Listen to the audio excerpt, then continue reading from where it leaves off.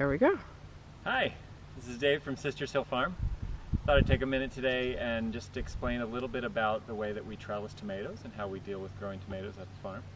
So this is a box that I've created.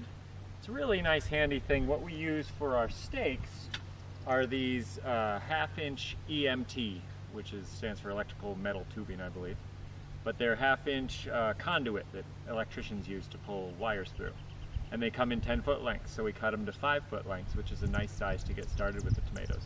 And if you come on over a little closer, you can see that the box perfectly fits hundreds and hundreds of these stakes. And then what we've done is sometimes the tomatoes get taller than that 5-foot height would allow. You're going to pound that in the ground about 16 inches or so. So when that happens, we have these extensions that I've made. So we pound these in the ground in between every 2 plants. And then on top of that, you just slide an extension. And then you can slide another extension if you get really high. But the nice thing is when we're going to trellis these, we're not having to try to get the string around a 10-foot stake and having to deal with really tall stakes. So, and also if we have determinate varieties, the determinate varieties don't need much more trellis support than that initial first 40 inches or so that it's out of the ground.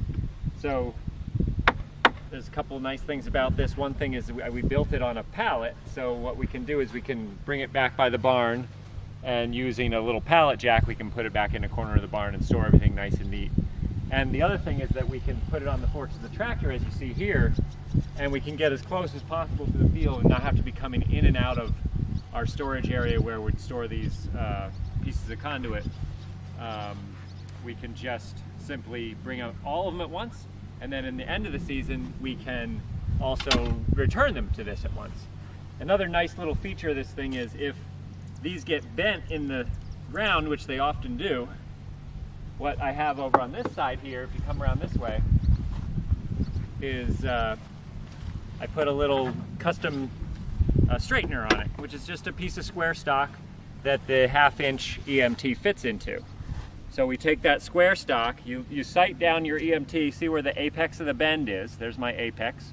I'll put my finger there. Slide it in my little straightener till just about where my finger was, and then I'll just pull up a little. Maybe slide a little more, pull up a little right about that spot. And once you're doing a few of them, you get really used to it, but we've straightened that out most of the way. Need to overbend just a little bit more. There we go. And we got a nice straight stake. So it's a really nice way. So as soon as when you were clearing all the tomatoes at the end of the season, we'd just drive the tractor right up through here and be pulling all the stakes, straightening them out and getting them right put away, which is really, really nice. See, another thing about our tomato system here is that we mulch with straw. Most people use black plastic or something. We don't use any black plastic here at the farm. A couple nice advantages of this and some disadvantages too.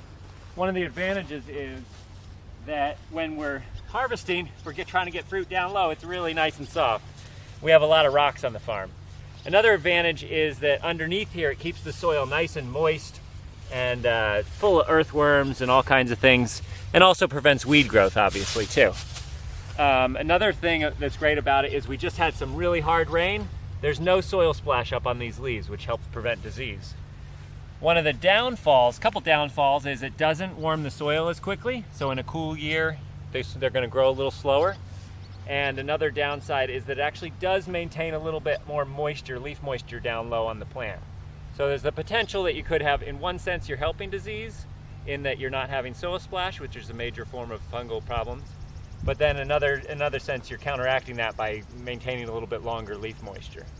But we like it a lot. We've had really good yields this way, and it works out well. So to tell you a little bit about our stakes, the way they work is, we take a good handful of them, and first thing we're going to do is this is a little rustier on the bottom, so I'll drive it in this way. But just walk along, and every 2 plants we thrust a stake in the ground.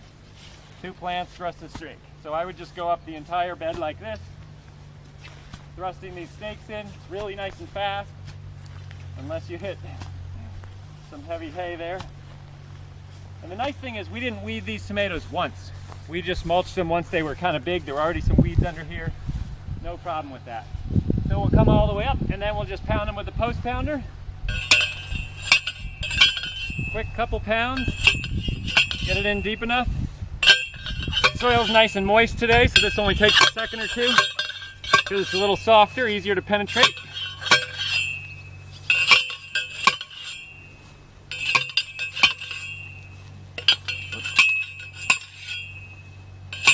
So we go like that, all the way up all the rows. And then we'd use our boxes of string and our custom little sticks here to start trellising it. So I'll quickly show you that too. What I tend to do is I round the end of a stick a little bit and drill a hole through it. Broom handle or something a little thicker than a broom handle works nicely. I'll put another hole up here and I'll fish my twine through that hole, down through this hole, and then I'll tie it off on my stake, and just a double knot, square knot, whatever is good. And then there's a couple of options. If I were doing it one way, I could actually put this stake on my belt loop, which kind of works nicely sometimes, but I tend to like to pull this out all the way down to the other end of the bed.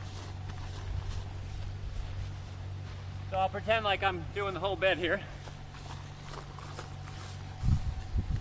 So what I'll do then is, what's nice about this is I can use my second hand to maneuver plants if need be, or I can also use my second hand to help kind of get me where I want to go.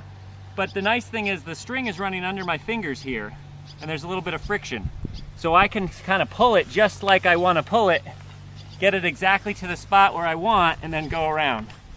If you want to go around twice, that puts a little bit of an extra wrap on it, puts a little more friction there, so you don't have to maintain quite so much tension. But it's that easy. Just go around, side of the plant and around. And then of course, we'd go to the whole other end of the row and we'd come right on back. So we're gonna leave that because we need to get the rest of these stakes out here. But we can come over here and you can see some plants that are a little bit more mature.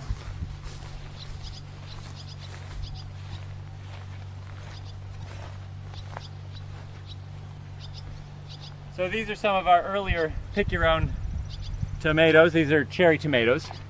And you can see we've done it a couple times. We're about to do it again today, but we've got a string here. We have another set of strings right down here. So we've done it twice so far in these plants' development, and it's holding them in nice. We don't do it super tight, you can see, because you want good airflow in there. So we got a string over here, and this other string is a little bit looser over here. These haven't been pruned at all, so they're pretty bushy. So yeah, another little thing I want to describe here is that sometimes we'll do a cover crop harvest lane in heavy crops like this so that we can get in and down through them. We love to do that with melons, things that we throw in order to harvest. We don't actually throw tomatoes to harvest, but it's a handy thing to do sometimes in places on the farm. So these are going to be pick your own peppers as well for members. So it's nice to have some space where they can walk without trampling crop and having good airflow through here. So that's today's introduction to tomatoes. Hope you learned something new. Have a great day.